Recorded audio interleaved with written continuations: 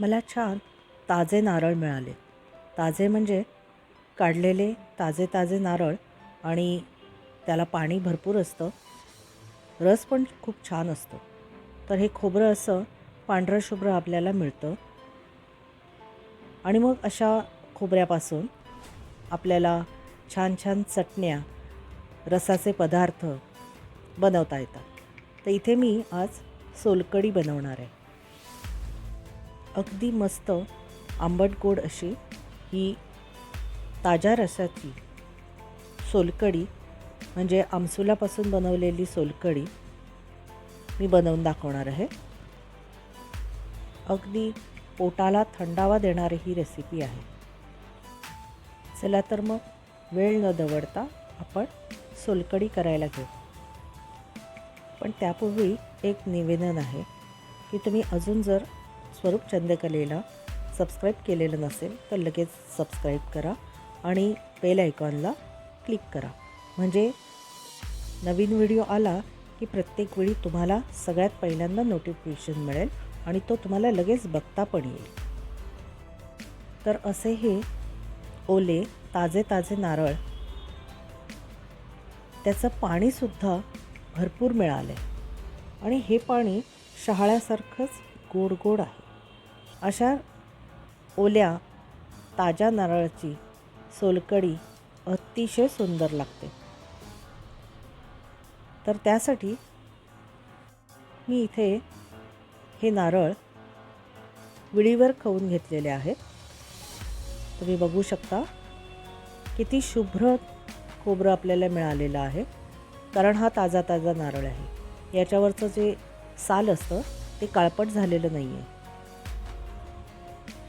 आणि इथे मी हे पाण्यामध्ये आमसूल भिजत घालते आहे. आमसूल म्हणजेच कोकम, रतांब, भिरंड अशी वेगवेगळी त्याला नावं आहेत. कोकणात या फळाला भिरंड म्हटलं जातं.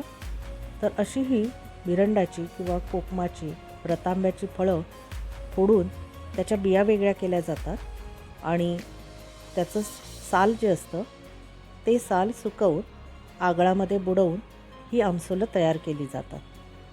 उन्हाळ्याच्या दिवसांमध्ये ही फळं तयार होत असतात आणि खायलाही अतिशय आंबट असतात. तर जशी आपण आंबट फळं खातो तशीच उन्हाळ्यामध्ये याचंही आपण सेवन केलं तर आपल्या शरीराला थंडावा मिळतो. आणि हे सोलकढी किंवा कोकमसार, कोकमाचं पाणी हे पाचक म्हणून खूप उपयोगी आहे. तसंच नुसत्या कोकमाचं पाणी म्हणजे रस न घालता आपण जर ते प्यायलं तर अंगावर जे पित्त उठतं त्यासाठीही खूप उपयुक्त आहे. तर अशा ह्या सोलकढीसाठी मी इथे आमसुलं भिजत घातली. आमसुलं भिजत घातल्यानंतर 15-20 मिनिटांनी, अर्ध्या तासानं त्याच्यामध्ये अशा पद्धतीनं खोबऱ्याचा रस घालायचा आहे. तो खोबऱ्याचा रस काढण्यासाठी जे खोबरं आपण खवून घेतलेलं आहे ते मिक्सरला लावायचं, त्याच्यामध्ये पाणी घालायचं आणि ते असं पिळून घ्यायचं. हे असं थोडं असेल तर हातानं असं पिळता येईल.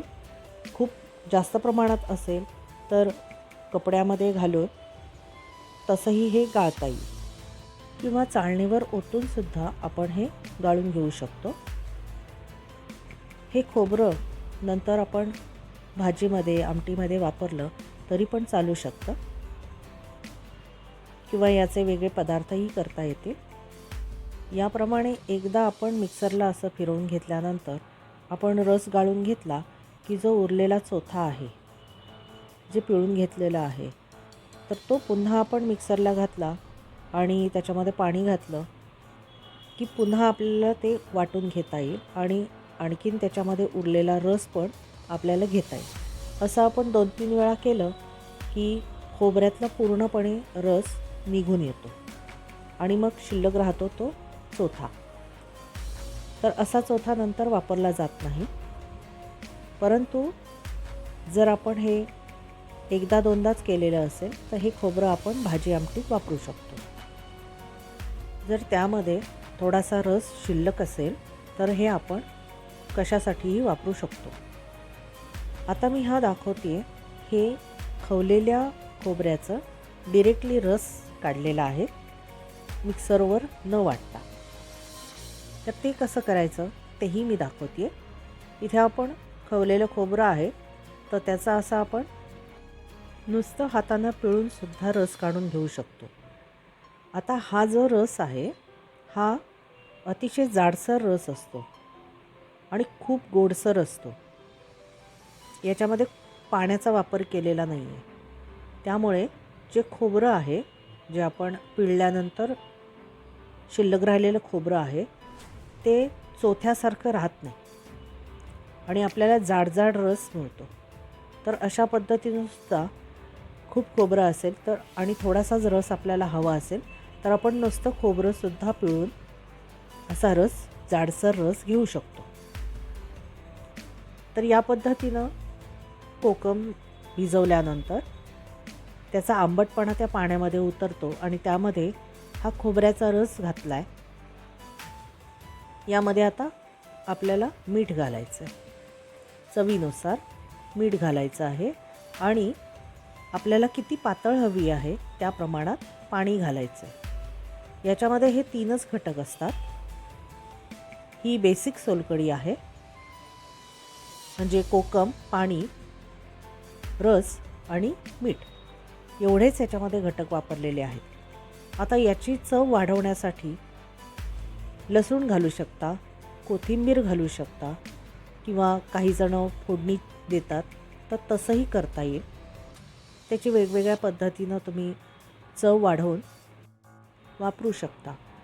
तुम्हाला सोलकढी भात जेवायचा असेल तर सोलकढी जाडसर रसाची घ्या आणि जर ही सार म्हणून प्यायचं असेल, सोलकढी म्हणून पाचक म्हणून प्यायची असेल तर हे पातळ करून प्या.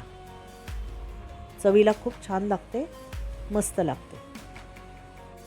त्यामुळे ती रोजच्या जेवणानंतरही प्यायला खूपच छान.